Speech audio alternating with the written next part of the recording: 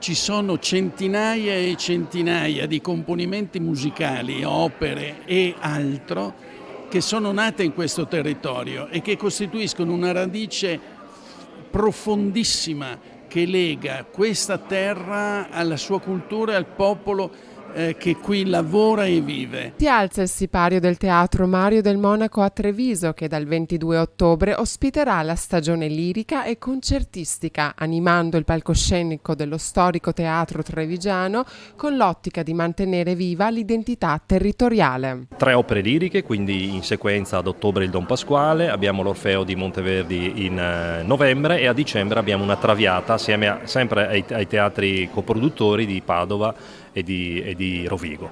Illustri artisti si susseguiranno sul palco e a chiudere il programma Let's Face the Music and Dance, una special edition della Traviata di Giuseppe Verdi. Poi ci sono 2 concerti straordinari, uno fra questi da citare è il maestro Grigorij Sokolov, uno dei più grandi pianisti del mondo attualmente viventi, che porterà un programma su pezzi di Schumann e 10 preludi di Rachmaninov. Dopo 2 lunghissimi anni di stop a causa della pandemia si può finalmente ripartire, ma resta il problema della capienza ridotta. I teatri sono luoghi di assoluta sicurezza dove si può entrare senza tema di essere contagiati e questo è il primo dato irrinunciabile. Il secondo dato è economico. Togliere il 20% di capienza significa togliere il 20% di bigliettazione, quindi il 20% di denaro. Auspichiamo quanto prima che il governo possa prendere una nuova decisione e arrivare al 100% come già stanno facendo altri paesi europei.